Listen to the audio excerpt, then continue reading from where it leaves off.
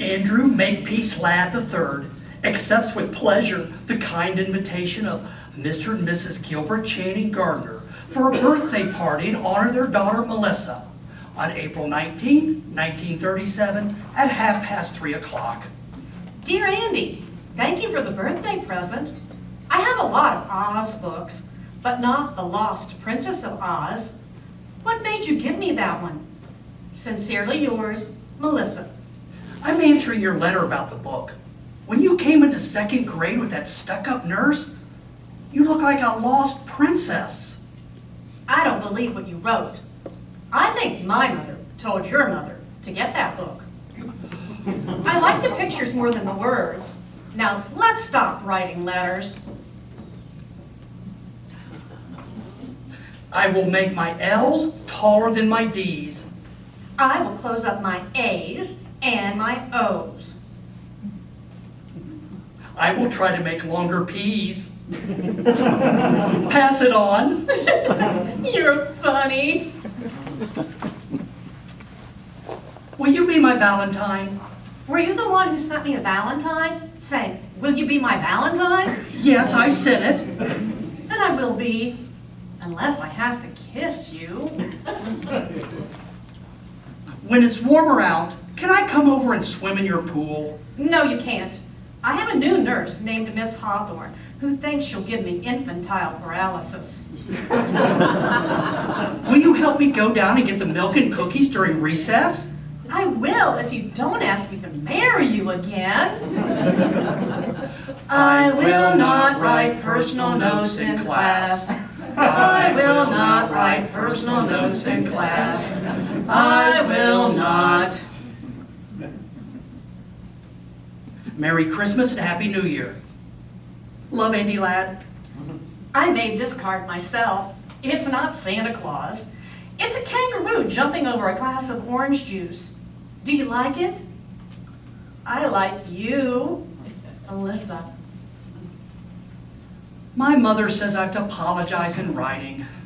I apologize for sneaking into the girls' bathhouse where you were changing into your bathing suit. Tell Miss Hawthorne I apologize to her too. Here's a picture I drew of you and me without our bathing suits on. Guess which one is you? Don't show this to anyone. I love you. Here is a picture of Miss Hawthorne without her bathing suit on. You can't draw very well, can you? Thank you for sending me the cactus plant stuck in the little donkey. I've gotten lots of presents here in the hospital, and I have to write thank you notes for everyone. I hate it here. My throat is sore all the time from where they cut out my tonsils. They give me lots of ice cream, but they also take my temperature the wrong way. Merry Christmas and Happy New Year. Why did they send you to another school this year? Merry Christmas. They think I should be with all boys. You made me promise to send you a postcard. This is it. You're supposed to write personal notes on the back of postcards. For example, here are some questions to help you think of things to say. Do you like Lake Saranac? Is it fun visiting with your grandmother? Are your parents really getting divorced? Can you swim out in the deep part of the lake? Or does Miss Hawthorne make you stay in the shallow part where it's all roped off? Is there anyone there my age? I mean boys. Please write answers to all these questions. No, no, yes, yes, no. Dear Melissa, remember me, Andy Ladd? They sent me to camp so I can be with all boys again. This is quiet hours, so we have to write home, but I've already done that, so I'm writing you.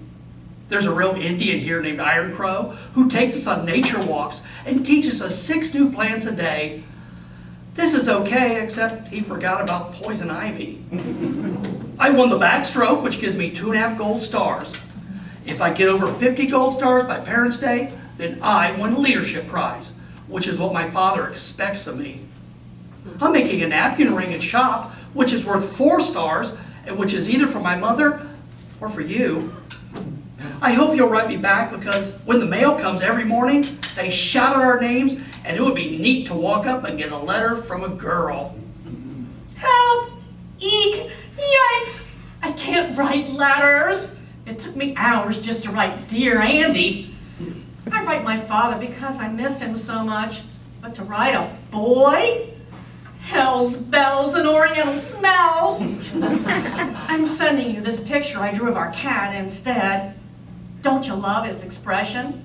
It's not quite right, but I tried 3 times. I drew those jiggly lines around his tail because sometimes the tail behaves like a completely separate person. I love that tail. There's a part of me that feels like that tail. Oh, and here's some bad news. My mother's gotten married again to a man named Hooper McPhail. Help! Let me out of here! I like the cat. Is that the cat you threw in the pool that time when we were playing over at your house in 3rd grade? No, that was a different cat entirely. This is a dumb Halloween card, and you wouldn't scare anyone.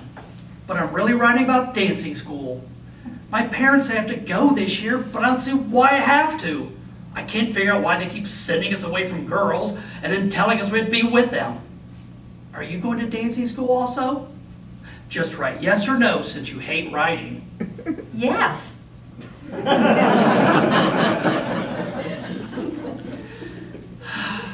Dear Mrs. McPhail, I want to apologize to you for my behavior in the back of your car coming home last night from dancing school.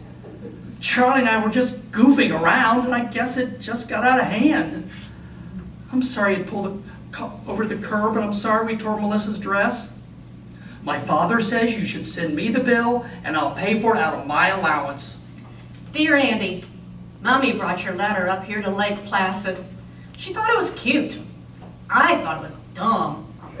I can tell your father made you write it. You and I both know that the fight in the car was really Charlie's fault. And Charlie never apologized. Thank God. That's why I like him, actually. As for you, you shouldn't always do what your parents want, Andy.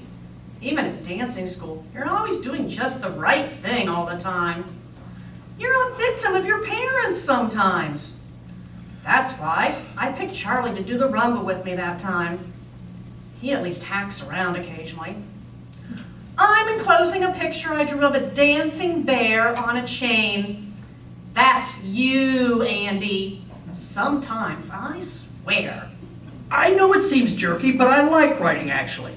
I like writing compositions in English. I like writing letters. I like writing you.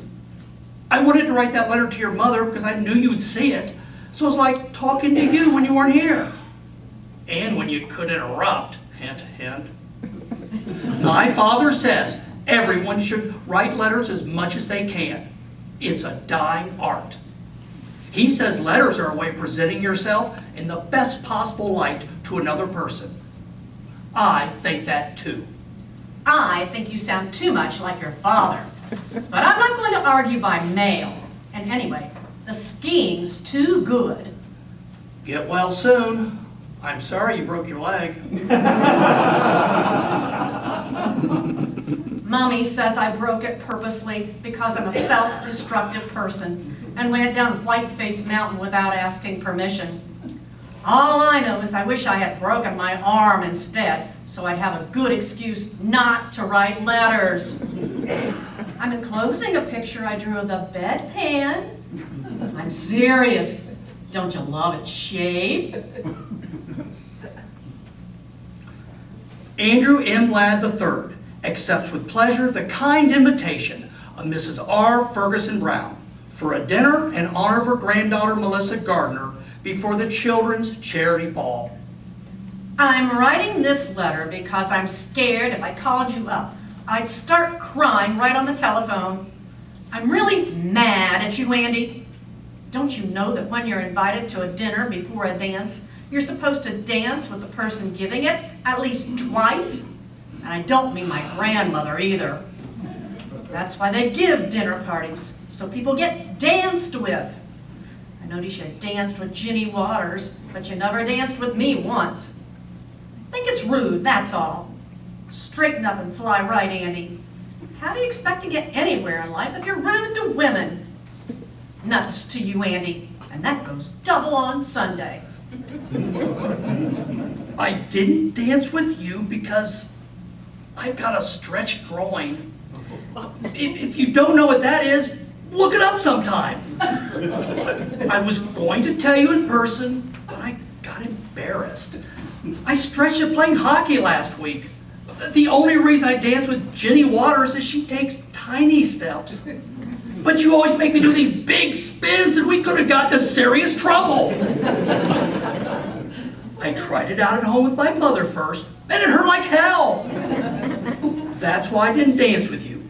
I'm using a heating pad now, and maybe we can dance next week at the junior assemblies. I don't believe that hockey stuff. I think Ginny Waters stretched your groin. And next time you cut in, I'm gonna stretch the other one. Huh? You obviously don't know what a groin is. You obviously don't know what a joke is. Merry Christmas and Happy New Year. Guess what? I'm going to a psychiatrist now. My mother says it will do me a world of good. Don't tell anyone though. It's supposed to be a big secret. Merry Christmas and Happy New Year. I have a question, and would you please write the answer by mail? Because sometimes when you call, my mother listens on the telephone. And when she doesn't, my little brother does. Here's the question. Do you talk about sex with a psychiatrist? I talk about sex all the time. It's terribly expensive, but I think it's worth it. If I went to a psychiatrist, I'd talk about you. Seriously, I would. I think of you quite often. Sometimes I think you just like me because I'm richer than you are. Sometimes I really have that feeling. I think you like the pool and the elevator in my grandmother's house and Simpson in his butler's coat coming in with ginger ale and cookies on a silver tray. I think you like all that stuff just as much as you like me. All I know is my mother keeps saying you'd make a good match. She says if I ever married you, I'd be set up for life. But I think it's really just physical attraction. That's why I like going to the elevator with you at your grandmother's that time. Want to try it again? Help! Let me out of here! They shipped me off to this nunnery. It's the end of the absolute world. You have to wear these sappy midi blouses and learn posture in gym and speak French out loud in class. Aidez-moi, mon chevalier! Oh God, it's crappy here. All the girls squeal and shriek, and you can hear them barfing in the bathroom after the evening meal. We can only go to Hartford one day a week, if we can find a chaperone. And there are only 2 dances with boys a year. And if we're caught drinking, even beer, it's wham bam onto the next train and home, which is worse.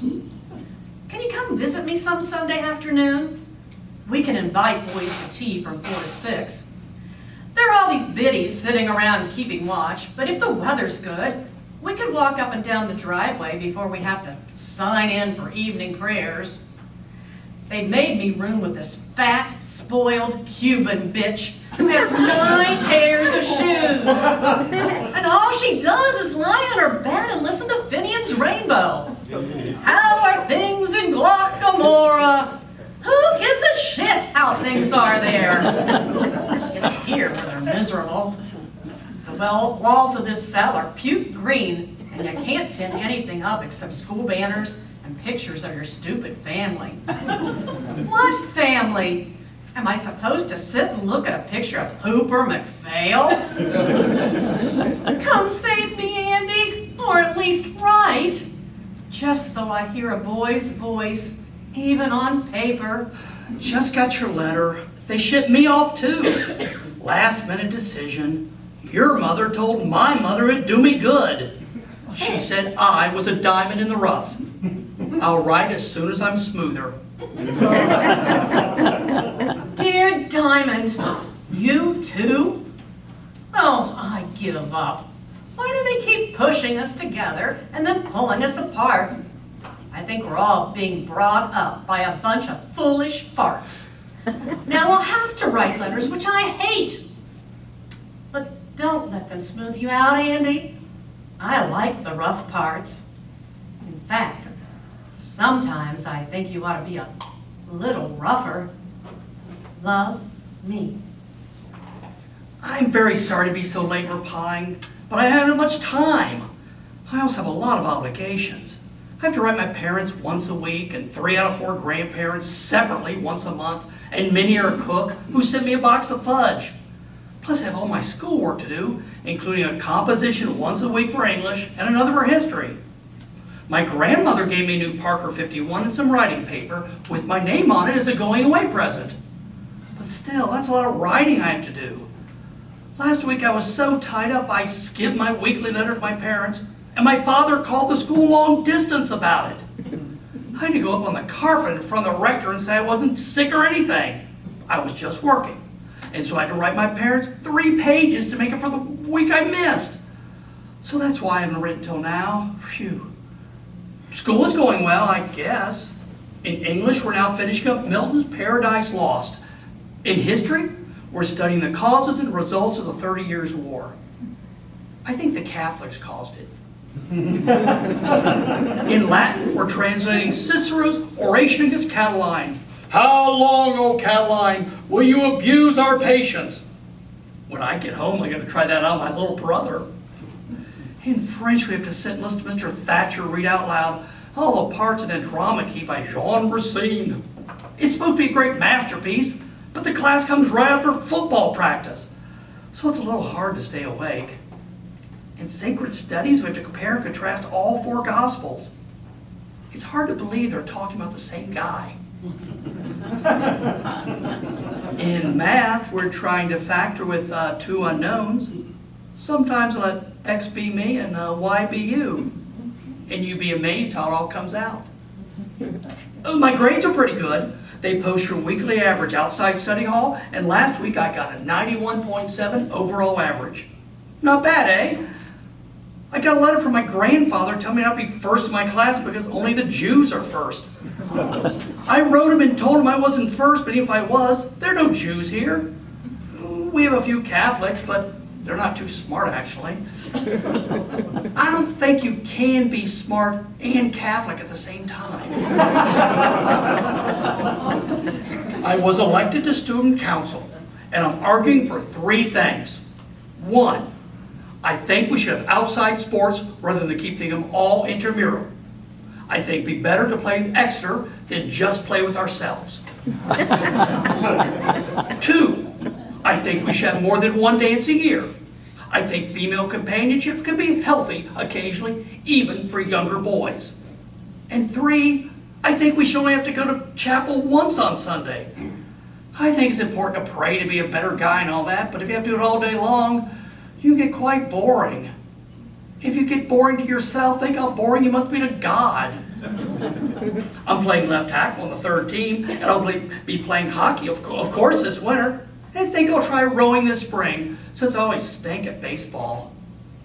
Now I have to memorize the last 5 lines of Paradise Lost. Hold it. Back a little while. There, that wasn't so hard. Maybe because it reminds me of you and me sitting away from home. I'll write it down for you. Some natural tears they dropped, but wiped them soon. The world was all before them, where to choose. They, hand in hand, with wondering steps and slow, through Eden took their solitary way. There you are. I wrote that without looking at the book. And it's right, too, because I just checked it. Word by word. It's not so bad, is it? In fact, it sounds great if you recite it in the bathroom when no one's in the shower or taking a dump. Love, Andy. Thanks for your letter, which was a little too long. I guess you have a lot of interesting things to say, Andy, but some of them are not terribly interesting to me. I want to hear more about your feelings. For instance, here are my feelings. This place stinks, but I don't want to go back home because Hooper McPhail stinks. And I haven't heard of another boarding school that doesn't stink, which means that life stinks in general. Those are my feelings for this week. Write soon. Love, me. One feeling I have almost all the time is that I miss my dog Porgy. Remember him? Our black cocker who peed in the vestibule when you patted him when you came up to our house after the skating party? I miss him all the time. Some of the masters up here have dogs, and when I pet them, I miss Porgy even more. I dream about him. I wrote a composition about him for English called Will He Remember? And got a 96 on it. It was about how I remember him, but will he remember me? I have a picture of him on my bureau right next to my parents. By the way, could I have your picture too? Here's a picture taken of me at the Hartford bus station. I was all set to run away and then decided not to. This is all you get until I get my braces off at Christmas vacation. Don't look at my hair. I'm changing it. By the way, do you know a boy there named Spencer Willis? There's a girl here, Annie Abbott, who met him in Edgartown last summer and thinks he's cute. Would you ask him what he thinks of her? Spencer Willis says Annie Abbott is a potential nympho.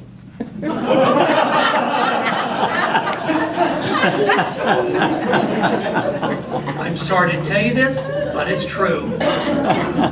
Annie says to tell Spencer he's a total turkey. Tell him she'd write and say so herself, but she's scared of barfing all over the page. Do you get out for Thanksgiving? We don't because of the war. We do, but I don't. I've been grounded just for smoking one lousy Chesterfield out behind the art studio. So now I have to stay here and eat stale turkey with Cubans and Californians. That's all right. I was supposed to meet Mommy in New York, but it looks like she can't be there anyway, because she's going to Reno to divorce Hooper McPhail. Yippee! Yay! He was a jerk and a pill. And he used to bother me in bed, if you must know.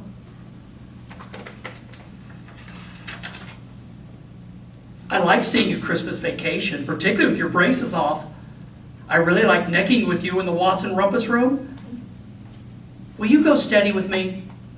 I don't believe in going steady. It's against my religion. I hated that stuff with all those pairs of pimply people on the Watson's basement, leaning on each other, swaying to that dumb music with the lights off.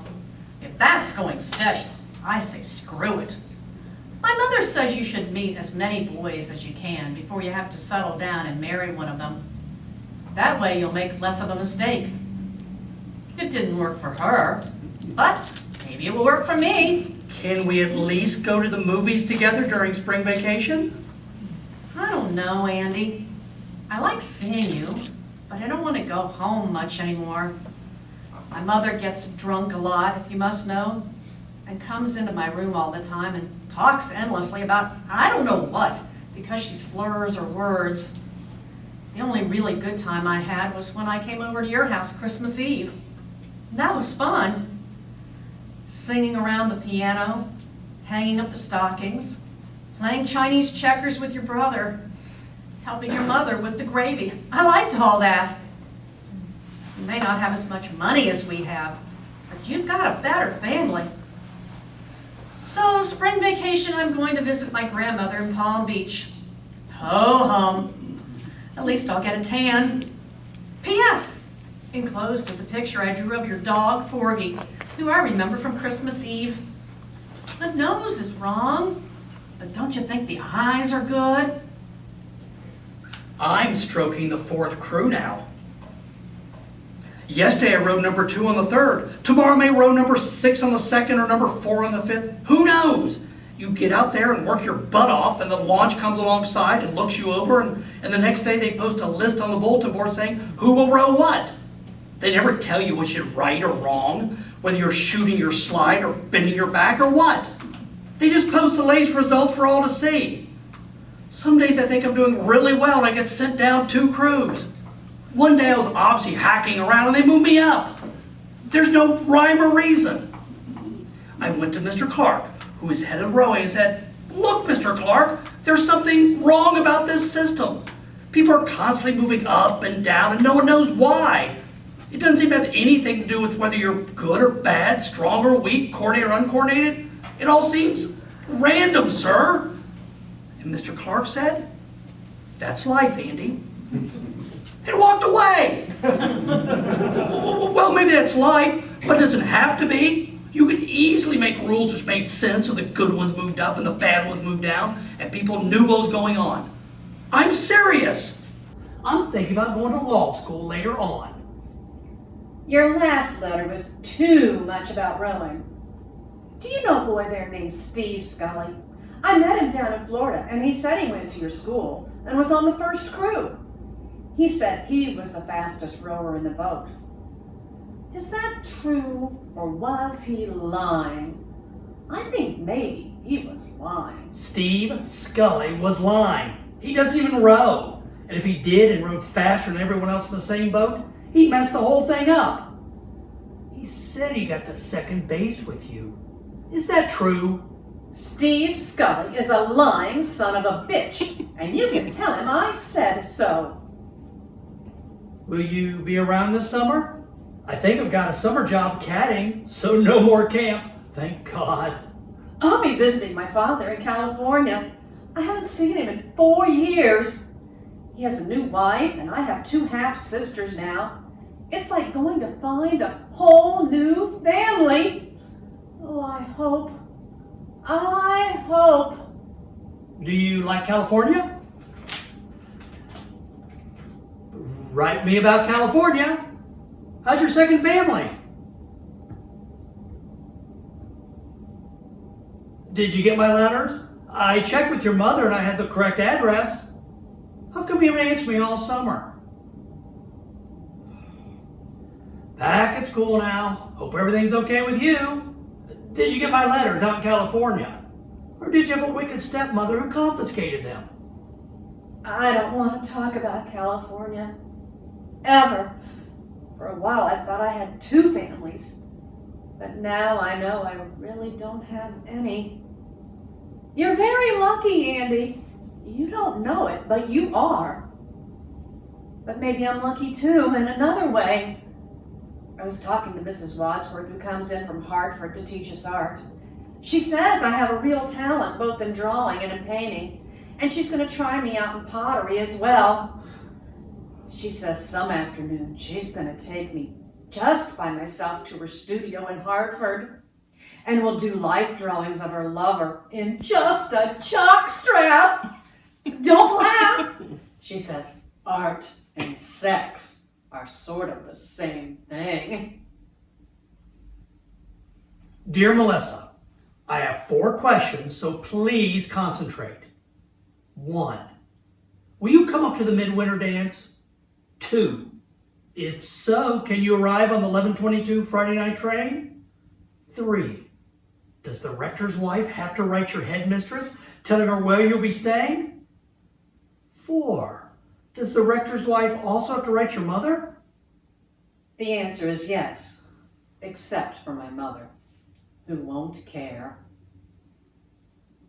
I have to tell you this right off the bat. I'm really goddamn mad at you. I invite you up here for the only dance my class has been able to go to since we got here. I meet you at the train and buy you a vanilla milkshake and bring you out to the school in a taxi. I score 2 goals for you during the hockey game the next afternoon. I buy you the $8 gardenia corsage. I make sure your dance card is filled with the most regular guys in the school. And then what happens? I now hear that you sneaked off with Bob Bartram during the Vienna Waltz and necked with him in the coat room. I heard that from 2 guys. And then Bob himself brought it up yesterday at breakfast. He says he French kissed you and touched both your breasts. I tried to punch him, but Mr. Inbody restrained me. I'm really sore, Melissa. I consider this a betrayal of everything I hold near and dear, particularly since you wouldn't hardly even let me kiss you goodnight after we had cocoa in the rector's. And you know what I'm talking about, too. So don't expect any more letters from me or telephone calls either during spring vacation. Sincerely, yours. Sorry. I am. I hate that Bob Bartram. I hated him even when I necked with him. I know you won't believe that, but it's true. You can be attracted to someone you hate. Well, maybe you can't, but I can. It's all right, I necked with him, but he never touched my chest. And if he says he did, he should be strung up by his testicles. You tell him that for me at breakfast. Anyway, I got carried away, Andy, and I'm a stupid bitch, and I'm sorry. I felt so guilty about it that I didn't want to kiss you after the cocoa. And besides, Andy, how do I say this? With you, it's different. You're like a friend to me. You're like a brother. I've never had a brother, and I don't have too many friends, so you're both, Andy. You're it. My mother says you must never say that to a man, but I'm saying it anyway, and it's true. Maybe if I didn't know you so well, maybe if I hadn't grown up with you, maybe if we hadn't written all these goddamn letters all the time, I could have kissed you the way I kissed Bob Bartram. Oh, but please, let's see each other spring vacation. Please? I count on you, Andy. I need you. I think sometimes I'd go stark raving mad if I didn't have you to hold on to. I really think that sometimes. Much love.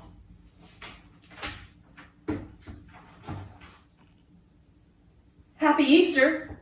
I know no one sends Easter cards except maids, but here's mine anyway, drawn with my own hot little hands. I drew those tears on that corny bunny on the left because it misses you so much. But maybe I've just made it all the cornier. Greetings from Palm Beach. Decided to visit my grandmother. Yawn, yawn. I'm a whiz at backgammon and gin rummy. Here you took Gretchen Lascelles to see Quo Vadis and sat in the loges and put your arm around her and smoked. Naughty, naughty. Back at school, but not for long, that's for sure. Caught nipping gin in the woods with Bubbles Harriman. Have to pack my trunk by tonight and be out tomorrow. Mummy's frantically pulling strings all over the eastern seaboard for another school. Mrs. Wadsworth, my art teacher, thinks I should chuck it all and go to Italy and study art. What do you think? Oh, please, write, Andy, please. I need your advice, or are you too busy thinking about Gretchen Lascelles? To answer your question about Italy, I think you're too young to go. My mother said she had a roommate once who went to Italy in the summer, and the Italians pinch her all the time, on the rear end. Mother says she became thoroughly overstimulated. So I think you should go to another school, graduate, go to college, and maybe after that, when you're more mature, you could go to Italy. That's my advice for what it's worth, which is probably not much the way things are going between you and me. Here I am at Emma Willard's Academy for Young Lesbians. Help! Let me out of here! Plus se plus c'est the same shit. Are you coming straight home this June? Because I am. I want to see you. Or are you still in love with Gretchen Lascelles? For your information, I'm not taking Gretchen Lascelles out anymore. I brought her home after the Penny's party and my father caught us on the couch.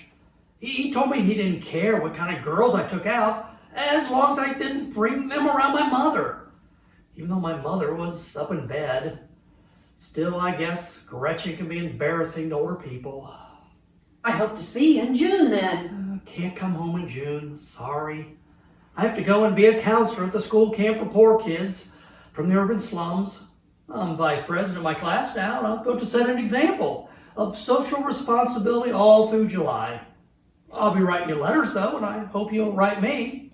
I don't want to write letters all the time. I really don't. I want to see you. You just need more confidence in your letter writing ability. Sometimes you manage to attain a very vivid style. Won't you please just stop writing about writing? And come home and go to the Campbell sports party before you go up to that stupid camp. Please. I behave better when you're around. In person. Please. Greetings from New Hampshire. This card shows the town we're near where we sneak in and buy beer. We're cleaning the place up now and putting out the boat docks and caulking the canoes because the kids arrive tomorrow. Gotta go right soon. I miss you. I really wish you had come to the Campbell's sports party. Dear Melissa, Sandy McCarthy arrived from home for the second shift here at camp, and he told me all about the Campbell sports party. He said you wore a two-piece bathing suit and ran around goosing girls and pushing boys into the pool.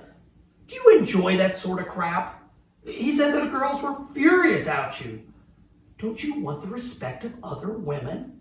Sandy also said you let Bucky Zeller put a tennis ball in your cleavage. Are you a nympho or what? Don't you ever just like sitting down somewhere and making conversation? Sandy says you're turning into a hot box. Do you like having that reputation? Hell, I thought you were different between you and Gretchen Lascelles. Maybe I was wrong. Don't you care about anything in this world except hacking around? Don't you feel any obligation to help the poor people, for example? Sometimes I think your big problem is you're so rich you don't have enough to do, and you start playing grab ass with people. I'm sorry to say these things, but what Sandy told me made me slightly disgusted, frankly. I wrote you a letter from New Hampshire. Did you receive it?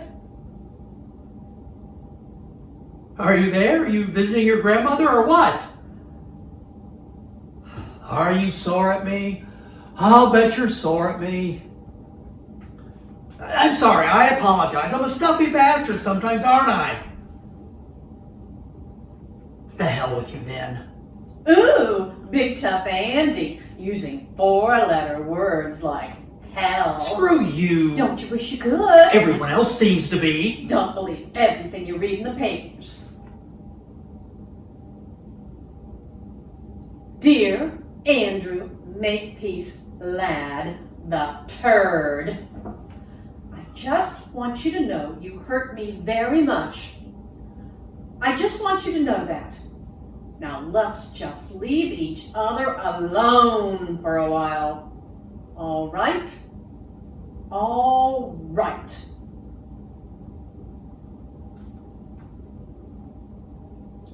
Dear Melissa, My mother wrote me that your grandmother had died. Please accept my deepest sympathies. Thank you for your note about my grandmother. I loved her a lot, even though she could be a little boring. Congratulations on getting to Briarcliff. I hear it's great. Thank you for your note about Briarcliff. It's not great, and you know it.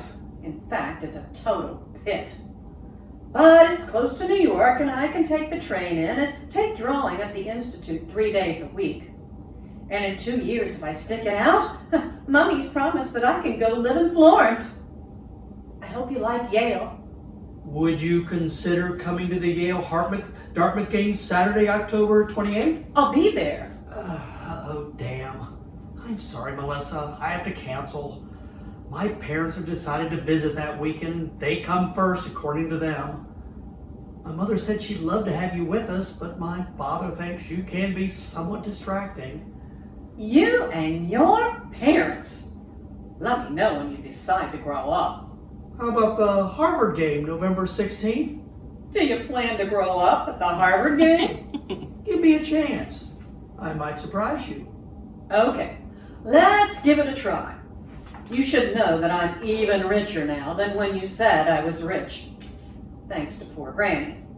I plan to drive up to the front gate of Calhoun College in my new red Chrysler convertible and sit there stark naked, honking my horn and drinking champagne and flashing at all the freshmen. Here's the schedule. We'll have lunch at Calhoun around noon, then drive up to the game. Then there's a sea breeze party at the Fence Club afterwards, and an eggnog brunch at St. Anthony's the next day. I'll reserve a room for you at the Taft or the Duncan. Probably the Taft, since the Duncan is a pretty seedy joint. Make it the Duncan. I hear the Taft is loaded with parents all milling around the lobby, keeping tabs on who's going up in the elevators.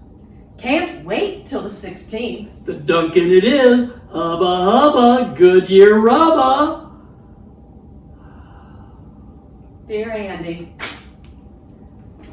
this is supposed to be a thank you note for the Yale-Harvard weekend, but I don't feel like writing one, and I think you know why. Love, Melissa. Dear Melissa, I keep thinking about the weekend. I can't get it out of my mind. It wasn't much good, was it?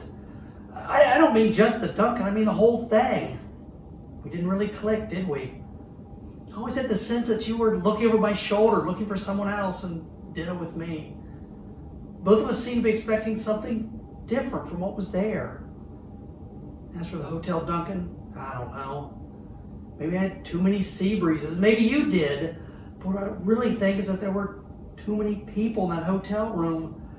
Besides you and me, it seemed my mother was there egging us on, and my father shaking his head, and your mother zonked out on the couch, and Miss Hawthorne and your grandmother sitting on the sidelines watching us like hawks. Anyway, I was a dud. I admit it. I'm sorry. I went to the infirmary on Monday and talked to the doctor about it, and he said these things happen all the time, particularly when there's a lot of pressure involved. The woman doesn't have to worry about it so much, but the man does. Anyway, it didn't happen with Gretchen Lascelles. You can write her and ask her if you want. You know what I think is wrong? These letters. These goddamn letters. That's what's wrong with us, in my humble opinion. I know you more from your letters than I do in person. Maybe that's why I was looking over your shoulder. I was looking for the person who's been in these letters all these years. Or for the person who's not in these letters. I don't know. All I know is you're not quite the same when I see you, Andy. You're really not. I'm not saying you're a jerk in person. I'm not saying that at all. I'm just saying that all this letter writing has messed us up. And it's a bad habit. It's made us seem like people we're not. So maybe what was wrong was that there were 2 people missing in the Hotel Duncan that night. Namely, The real you and the real me. Whatever the matter is, we're in real trouble, you and I. That I realize. So now what do we do about it? Maybe we should just concentrate on dancing together. Then we could still hold each other and move together and get very subtly sexy with each other and not have to deliver the goods all the time, if you know what I mean. Come to think of it, maybe that's why they sent us to dancing school in the first place. Maybe that's why dancing was invented. At least we should stop writing letters for a while. You could start telephoning me, actually. Here is our dorm number. Wilson, 1-2486. I hate talking to you on the telephone. Yours in the hall and ours is right by the college dining room. People are always coming and going and making cracks. Telephoning is not letter writing at all. I called the telephone company, and they put a private phone in my room. Rogers, 2-2403. It's sort of expensive, but at least we can talk. The reason I'm writing is because your phone's always busy, or else ours is, and I can't afford a private one. Maybe we should just start writing letters again. No letters, please. Now order that telephone. I'll lend you the dough. Just think about it. You can talk back and forth and hear someone's real voice and get to know someone in life rather than on writing paper. For God's sake. Now get that phone, please.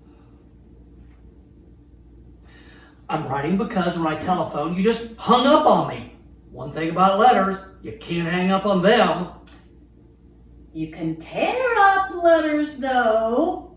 Enclosed are the pieces. Send them to Angela Atkinson, Sarah Lawrence. What the hell is the matter? I hear you're now writing long letters twice a week to Angela Atkinson. That's what's the matter. Okay, here goes. The reason I'm writing Angie Atkinson is because I just don't think I can stop writing letters, particularly to girls.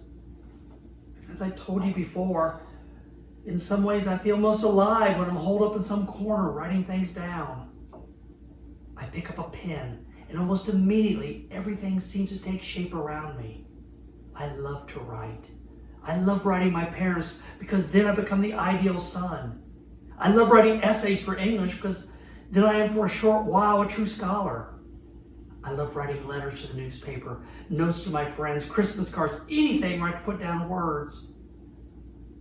I love writing you. You most of all. I always have. I feel like a true lover when I'm writing you. This letter, which I'm writing with my own hand, with my own pen, and my own penmanship comes from me and no one else. And it's a present of myself to you.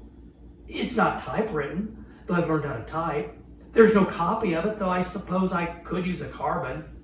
And it's not a telephone call, which is dead as soon as it is over. No, this is just me. Me the way I write, the way my writing is, the way I want to be to you, giving myself to you across a distance. Not keeping or retaining any part of it for myself, giving this piece of myself to you totally. And you could tear me up and throw me out, or keep me and read me today, tomorrow, anytime you want until you die. Oh, boy, Andy. Love, Melissa. No, I meant when I wrote my last letter. I thought about it. I thought about all those dumb things which were done to us when we were young. We had absent parents, slapping nurses, stupid rules, obsolete schooling, empty rituals, hopelessly confusing sexual customs. Oh my God, when I think about it now, it's almost unbelievable. It's a fantasy. It's like back in the Oz books, the way we grew up. But they gave us an out in the land of Oz. They made us write.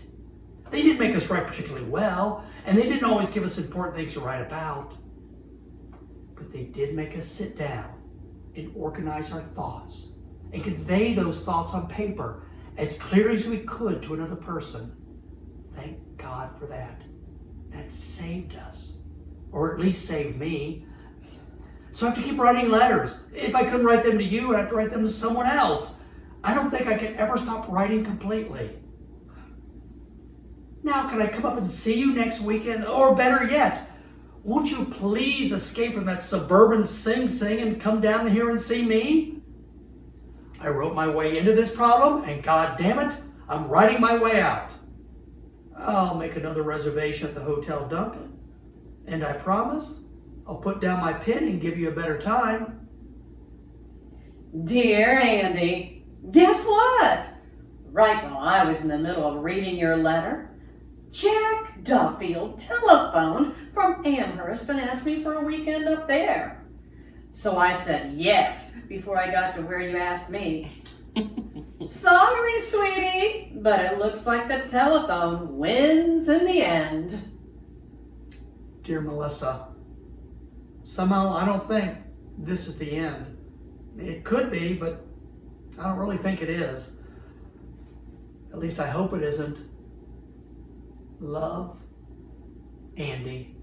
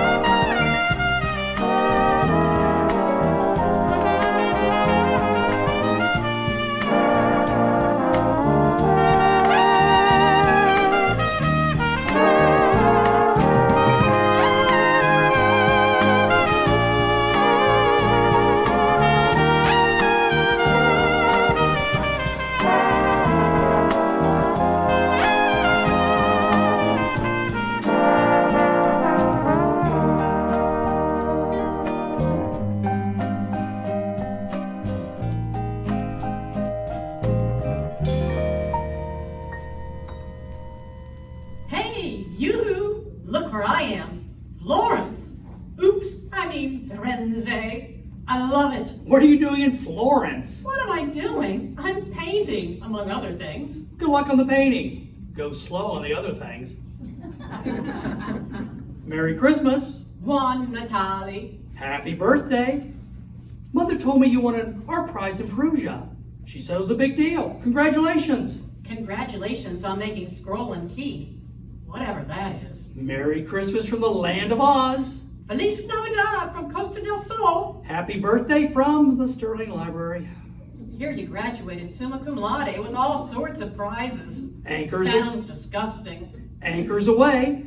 Here I am, looking like Henry Fonda and Mr. Roberts, writing this during the mid-watch on the bridge of a giant attack aircraft carrier, churning through the Mediterranean in the wake of Odysseus, and Lord Nelson, and Richard Halliburton. You'll be pleased to know that our guns are loaded, our planes in position, and our radar is constantly scanning the skies, all designed simply and solely to protect you against communism. The next time you see me, I want you to salute. I should have known you'd join the Navy. Now you can once again be with all boys. We coming to La Spezia next January. Could we meet? Sorry, I'll be in Zermatt in January. Ship will be in the Mediterranean all spring. We'll come into Naples March 3rd, 4th, or 5th. How about standing on the pier and waving us in? As the French say, je suis désolé. I'm meeting Mother in Paris in March. Why don't you sail up the Seine? Merry Christmas from Manila. I've been transferred to an admiral's staff. Happy New Year from Aspen. What are you doing in Aspen? Going steadily downhill. Hello from Hong Kong. Goodbye to San Francisco. Konnichiwa, Ohio, gozaimasu. Shore duty in Japan. Hey, you. Rumor hath it you're hooked up with some little Jap bar girl out there. Say it isn't so.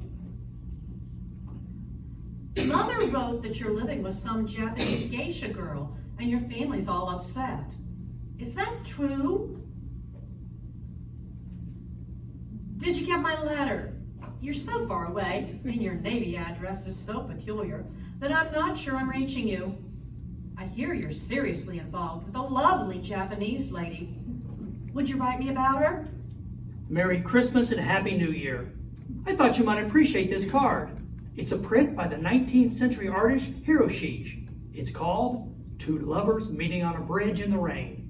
Love, Andy. Hey, you sly dog. Are you getting subtle in your old age? Are you trying to tell me something? If so, tell me more. I told my psychiatrist about the great love affair you're having in Japan. I said I felt suddenly terribly jealous. He said that most American men have to get involved with a dark-skinned woman before they can connect with the gorgeous blonde goddesses they really love. He brought up James Fenimore Cooper and Faulkner and John Ford movies and went on and on. Is that true? Write me what you think. I'm dying to hear from you. Did you get my last letter? I hope I didn't sound flip. Actually, I've just become involved with someone too. His first name is Darwin, and he works on Wall Street, where he believes in the survival of the fittest. I'd love to hear from you. Your mother told my mother that you've decided to marry your Japanese friend and bring her home. Oh no! Gasp, sob, sigh. Say it isn't so. I've decided to marry Darwin. He doesn't know it yet, but he will. Won't you at least wish me luck? Lieutenant Junior Grade Andrew M. Ladd III regrets that he is unable to accept the kind invitation Dear of... Andy, thank you for the lovely Japanese bowl. I'll put flowers in it when you come to visit us. If you come to visit us, and if you bring flowers, maybe you'll just bring your Japanese war bride and we can all sit around and discuss Rashomon. I know you'll like Darwin. When he laughs, it's like Pinocchio turning into a donkey. We're living in a carriage house in New Canaan, close to the train station, and I've got a studio all of my own. P.S. Won't you please write me about your big romance? Mother says your parents won't even talk about it anymore. Dear Melissa, I'm writing to tell you this. Outside of you, and I mean outside of you, this was probably the most important thing that ever happened to me. And I mean was. Because it's over, it's gone, and I'm coming home. And that's all I ever want to say about it ever again. Mr. and Mrs. Darwin H. Cobb announced the birth of their daughter, Francesca. Many congratulations on the baby. Harvard Law School yet. Are you getting all stuffy and self-important? As you know, I've always liked to write letters. I decided I might do better trying to write laws, which after all are the letters that civilization writes to itself. Yes, you are getting all stuffy and self-important.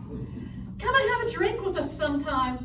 We're right on the way to New York, and sooner or later, everyone comes to New York. Read the New York Times account of your show in Stamford. Sounds like you're causing a series of seismic shocks up and down the Merritt Parkway. Don't joke about my work. There's more there than what they said in your goddamn Bible, the New York Times.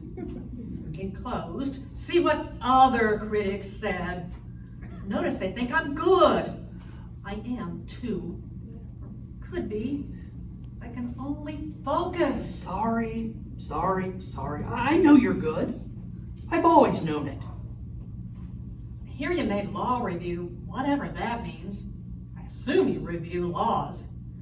I wish you'd review some of the marriage laws. Just a quick note. Are you in any trouble? I don't understand your last note. We're fine. All fine.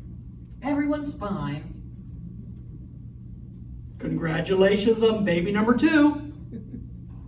Number 2 is a perfect way to describe this particular baby.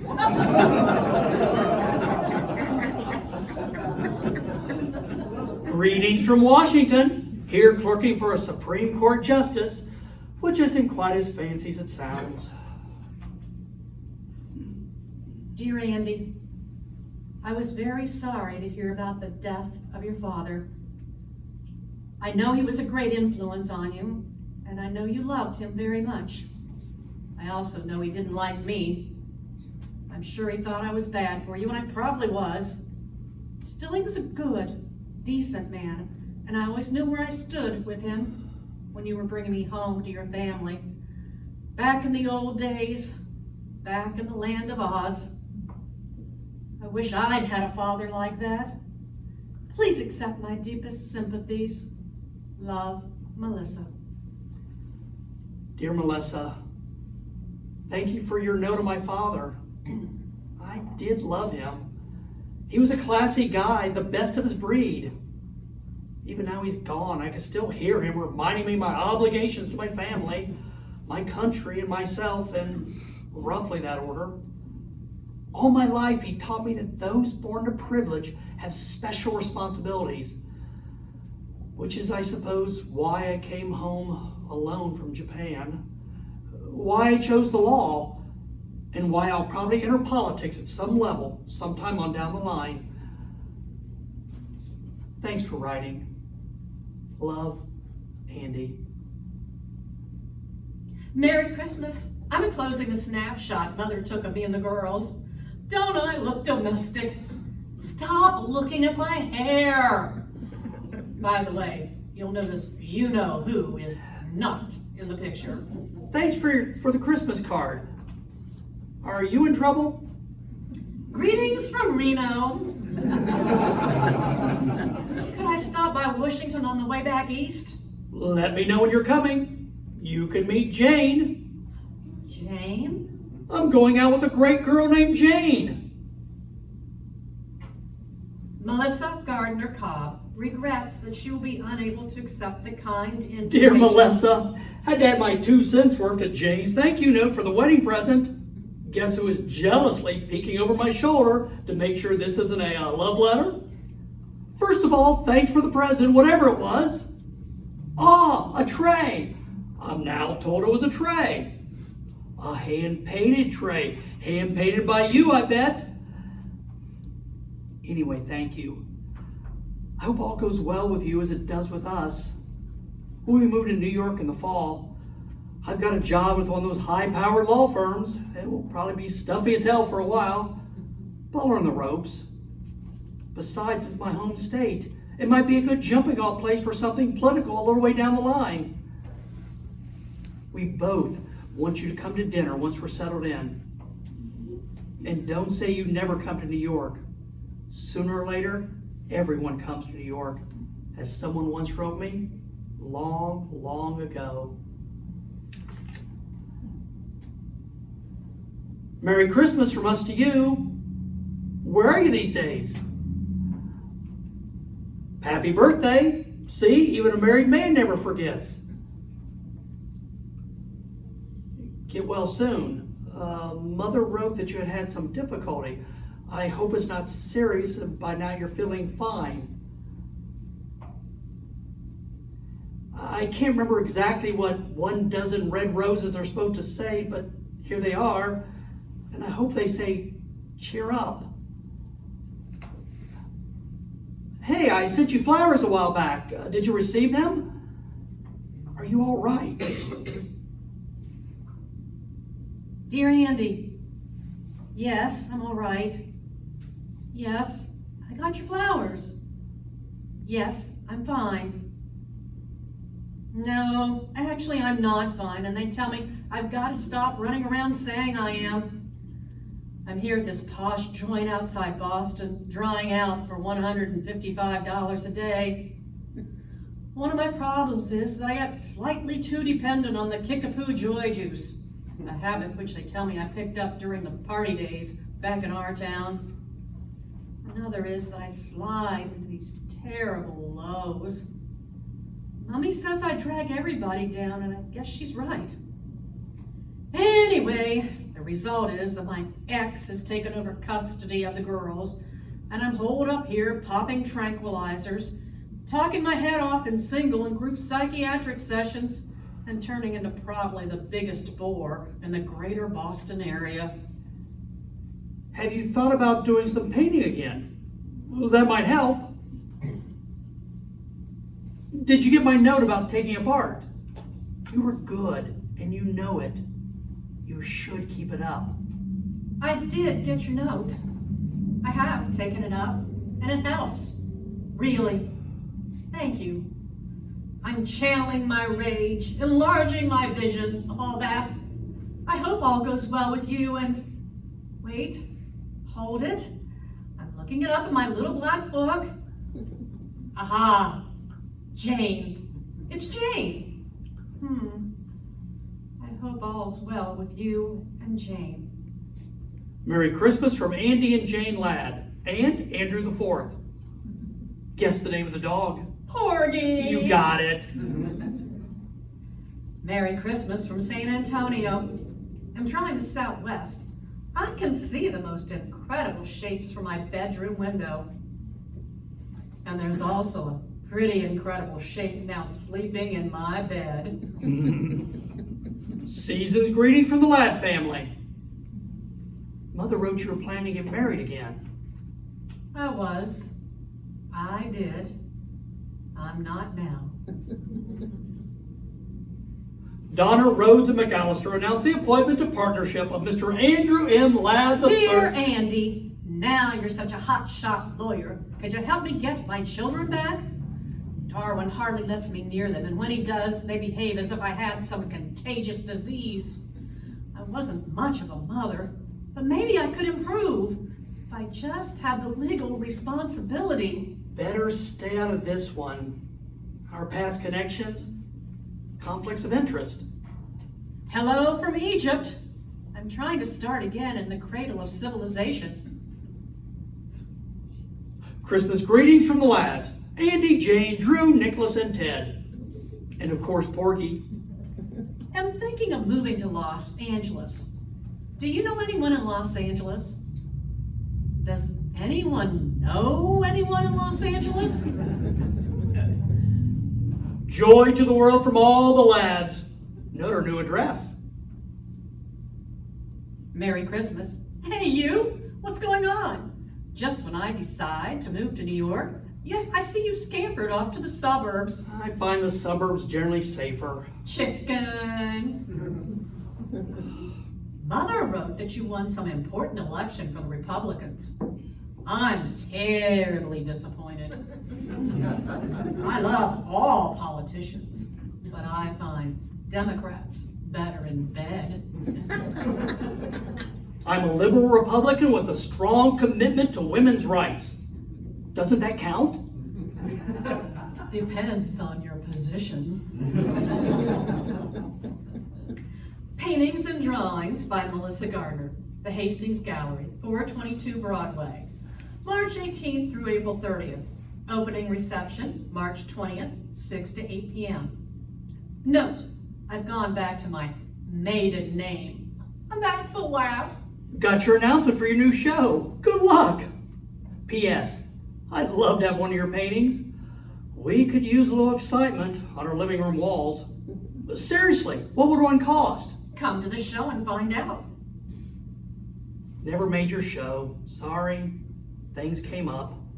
Chicken again. You're right. Actually, it's just as well. I'm going through what the critics call an anarchistic phase. They say I'm dancing on the edge of an abyss. You'd better stay away. I might take you with me when I fall. Dear friends, Jane tells me it's about time I took a crack at the annual Christmas letter, so here goes. Let's start at the top with our quarterback, Jane herself, who never ceases to amaze us all. Not only has she continued to be a superb mother to our 3 sons, but she has also managed to commute into the city and hold down a part-time job in the gift shop at the Metropolitan Museum of Art. Furthermore, she's now well on her way to completing a full-fledged master's degree in arts administration at SUNY Purchase. More power to Jane, so say we all. We're also proud of all 3 boys. Young Drew was soccer captain at Exeter last fall and hopes to go on to Yale. Nicholas, our rebel in residence, has become a computer genius in high school and has already received several tantalizing offers for summer jobs from local electronics firms. We all know that it's tougher to place our youngsters in meaningful summer employment than to get them into Harvard. So we're very proud of how far Nick has come. Ted, our last but in no way our least, now plays the clarinet in the school band at Dickinson Country Day. Since Jane and I are barely capable of singing You Are My Sunshine without going disastrously flat, when we hear him produce his dulcet sounds, we look at each other in a wild surmise.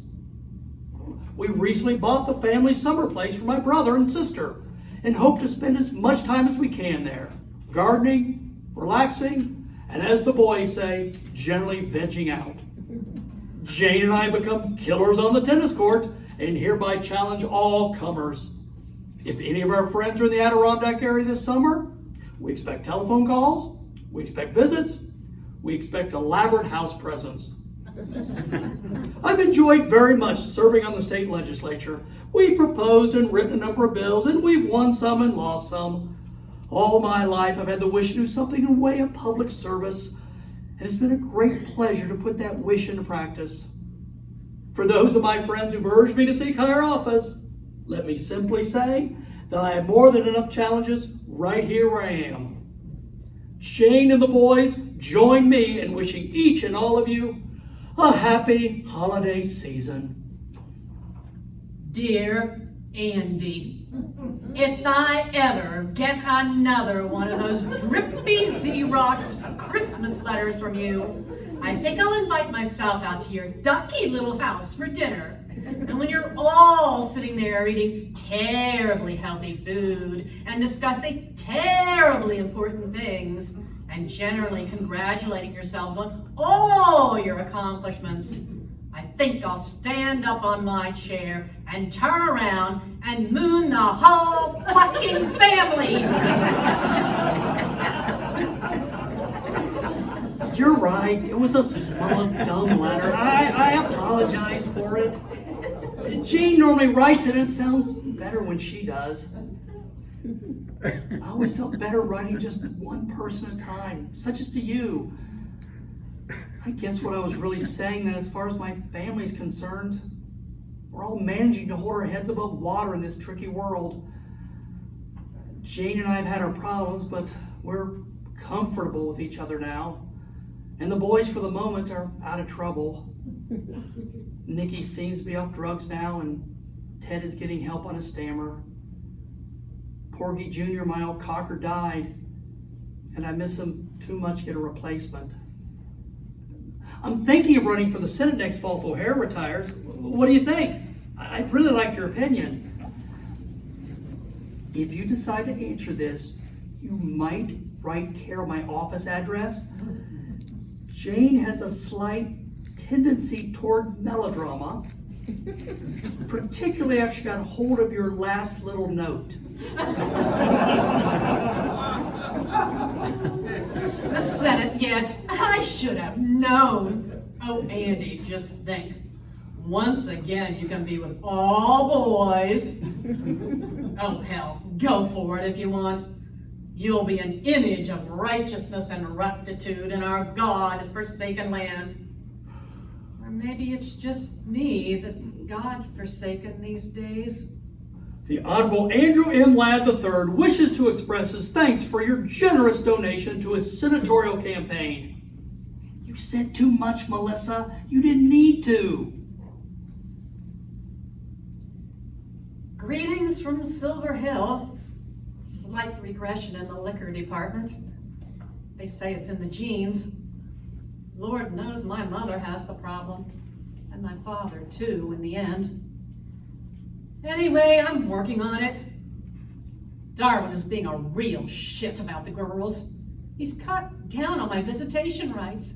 So when you get to Washington, I want you to write a special law about vindictive ex-husbands, banishing them to Lower Slobovia forever and ever. All men. Season's greetings from Senator and Mrs. Andrew M. Ladd and family. Season's greetings, indeed. Is that all you can say to me after 40 years? I'm warning you, Andy. Keep that shit up, and I swear I'll come down and moon the whole Senate. Sorry, my staff sent that out. Merry Christmas, old friend. How are you? Where are you these days?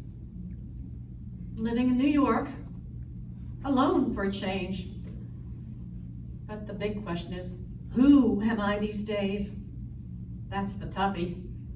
I keep thinking about that strange old world we grew up in.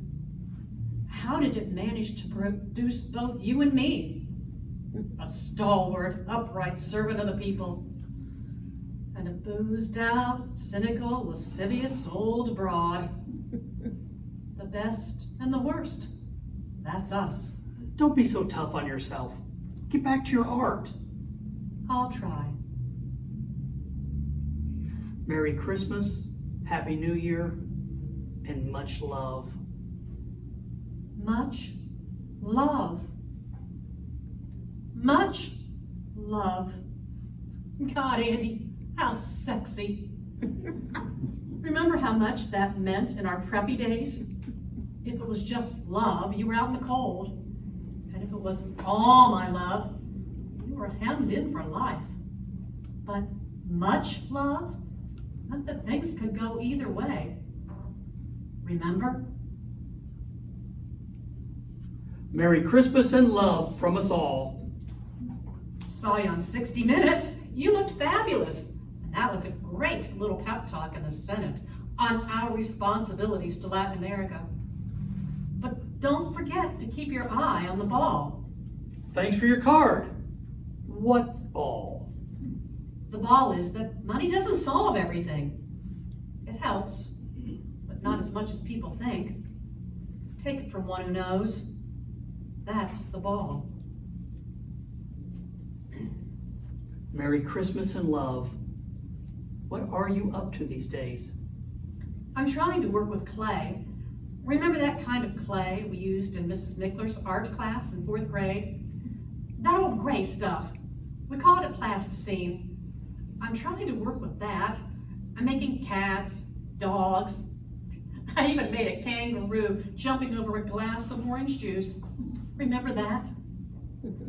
I'm trying to get back to some of those old feelings I had in the homeland. I have to find feelings, any feelings. Otherwise, I'm dead. Come down and help me search. I have a studio down in Soho, and we could, we could at least have dinner and talk about old times, couldn't we, Senator Ladd? P.S.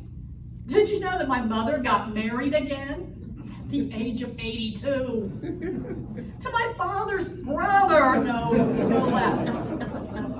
So now you have to call her Mrs. Gardner again, just like the old days.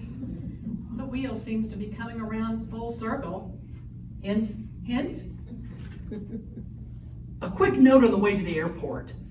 When you write, put "Attention Mrs. Walpole" on the envelope. She's my private secretary. I've alerted her, and she'll pass your letters directly on to me. Otherwise, the whole office staff seems to get a peek. In haste. I'm having a show opening January 28th through February 25th. Won't you come? I'd love to have you see what I've been up to. Maybe it will ring a few old bells. Can't make it. I'll be on an official visit to the Philippines most of February, then a week spring skiing at Stowe with the boys. Well, good luck. How did the show go? Haven't heard for you. Tell me about the show. I want to hear from you. Please. The show stank. The crowd hated it. The critics hated it. I hated it. It was nostalgic shit. You can't go home again, and you can quote me on that. I'm turning to photography now. Realism. That's my bag. The present tense. Look at the modern world squarely in the face and don't blink. Oh, Andy, couldn't I see you? You're all I have left. I'll be in New York next Tuesday the 19th. Have to make a fundraising speech at a dinner. I could stop by your place afterwards. I'll be there all evening. Red roses. This time I think I know what they mean. All I know is that after last night, I want to see you again. Any chance of any other fundraisers coming up in the near future? Mrs. Walpole, are you there? Are you delivering the mail? I'm sorry I've taken so long to reply. I've been upstate mending a few fences and then to Zurich for a 3-day economic conference. And then a weekend with Jane, mending a few fences there. Darling, I'll have to ask you not to telephone the office. Every call has to be logged in, and most of them get screened by these overeager college interns who like to rush back to Cambridge and New Haven and announce to their classmates in political science that Senator Ladd is shacking up on the side. The phones simply aren't secure. At long last, the letter beats out the telephone, my love. And guess what? I'm writing this with the old Parker 51 my grandmother gave me when I went away to school. I found it in the back of my bureau drawer with my scroll and pen and my Lieutenant J.G. bars of the Navy, and the Zippo lighter you gave me at some dance. The pen didn't even work at first. I had to clean it out and then traipse all over Washington looking for a store which still sells a bottle of ink. Anyway, it feels good holding this thing again. It feels good writing to you again, longhand, forming my D's and T's the way Miss Emerson taught us so long ago. I know you never liked writing letters, but now you have to. As for business, I plan to come through New York next Wednesday, and I'll call you from the airport if there's time to stop by. Sweetheart, I loved seeing you. Come again. We'll be stopping through a week from next. Did you ever dream we'd be so good at sex? Two uptight old wasps going at it like a sale at Brooks Brothers. I figure 50 years went into last night. Let's go for 100. Oh my God, come again soon or sooner. I'm already making plans. I have to go to San Francisco to visit the girls. Couldn't we meet somewhere on the way? I don't say we could possibly go public. Some country inn, some deliciously seedy motel. I don't see how. See you more than for just a few Price hours. we have to pay. I'm getting so I think about nothing but how I'm not sure how I can change my life so radically. Other politicians have gotten divorced. Rockefeller, Reagan. Jane, the children, my particular constituency. You become the center of my life. If you left, I don't think I could. Because of the coming election, I don't say we can. Dear Andy, a reporter called from the Daily News. What do I do about it? Nothing. I suppose you know all this, but there's a crack about us in Newsweek. And Mother heard some radio talk show where they actually named names. What should I do? Go away? What? Nothing. They called Darwin, you know. They tracked him down. The son of a bitch told them this has been going on for years. Wish it had been. Now they're telephoning. What do I say? Say we're good old friends. Friends I like. Good I like. Old, beginning to have problems with. And don't say anything. Hang up. This too shall pass. Will I be seeing you again? Better not for a while. I meant after the election. Better lie low for a I while. miss you Better terribly. lie low. I need you, Andy. You're my anchor man these days. Without you, I'm not sure I can... Hold on now. Just hold Where on. were you? I waited 3 hours hoping that you'd at least call. Please don't telephone. Miss Walpole was sick that day I and haven't seen you in over coming a month election. now. Surely you could at least take time out to... If I want to be reelected, I need you. the election. I need to be with The you. election. I don't know if I can... The election. I haven't heard from you in 6 weeks, Andy. Are you trying to tell me something, Andy? Is this it, Andy? Congratulations on landslide victory. Love, Melissa.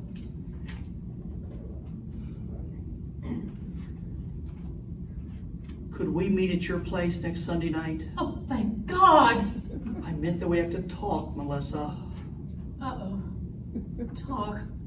I'm scared of talk. In fact, I dread it.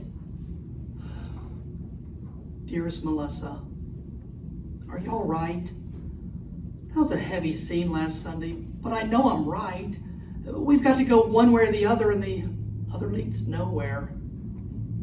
I know I sound like a stuffy prick, but I do feel I have a responsibility to Jane and the boys, and now after the election to my constituency, which had enough faith and trust in me to vote me back in despite all that crap in the newspapers. And it wouldn't work anyway with us in the long run, sweetheart. We're too old. We're carrying too much old baggage on our backs. We'd last about a week if we got married. But we can still write letters, darling. We can always do that. Letters are still our strength and our salvation. Mrs. Walpole is still with us, and there's no reason why we can't continue to keep in touch with each other this wonderful old way. I count on your letters, darling. I always have, and I hope you will count on mine. Are you there? I keep putting please forward on the envelopes, but who knows? Now I've even resorted to the telephone, but all I get is your damn machine. Please, I need to hear from you. Senator and Mrs. Andrew M. Ladd III and family send you warm holiday greetings and every good wish for the new year. Andy Ladd, is that you? Blow-dried and custom-tailored and jogging trim at 55. hiding behind that lovely wife with her heels together and her hands folded discreetly over her snatch. And is that your dog, Andy? I see you graduated to a golden retriever. And are those your sons and heirs? And hell, is that your grandchild nestled into someone's arms? God, Andy, you look like the Holy Family. Season's greetings and happy holidays and even Merry Christmas, Senator lad. We who are about to die salute you. Just reread your last note. What's this "we who are about to die" stuff? May I see you again? I want to see you again if I may. Dear Mrs. Gardner, I seem to have lost touch with Melissa again. I wonder if you might send me her latest address? Dear Melissa, your mother wrote that you returned to the land of Oz. I'm flying up next Thursday to see you. No, please, don't. Please stay away. I'm letting myself go. I'm fat. I'm ugly. My hair is horrible. I'm locked in at the funny farm all week, and then Mother gets me weekends if I'm good. They put me on all sorts of new drugs, and half the time I don't make sense at all. I can't even do finger painting now without fucking it up. My girls won't even talk to me on the telephone now. They say I upset them too much.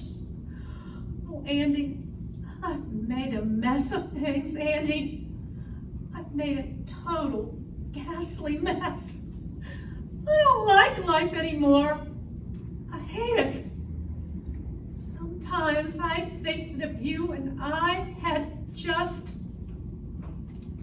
if we had just... Oh, but just stay away, Andy, please. Arriving Saturday morning, we'll meet you at your mother's. Don't! I don't want to see you. I won't be there. I'll be gone, Andy. I swear. I'll be gone.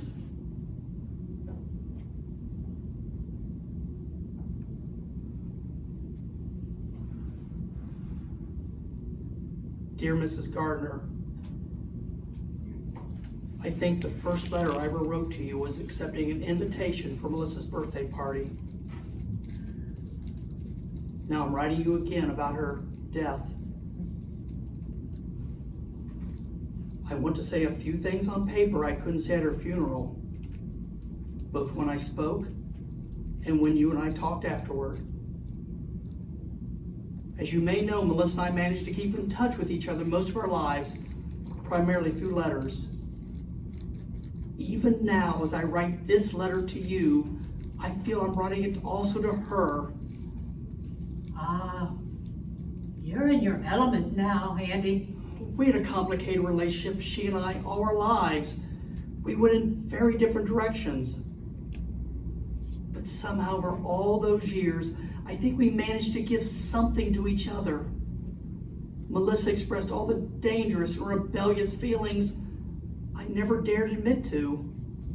Now he tells me. And I like to think I gave her some sense of balance. Balance? Oh, hell, I give up.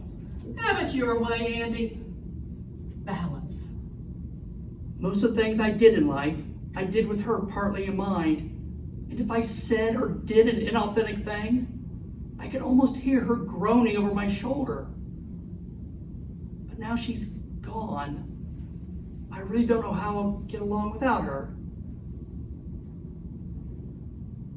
You'll survive, Andy.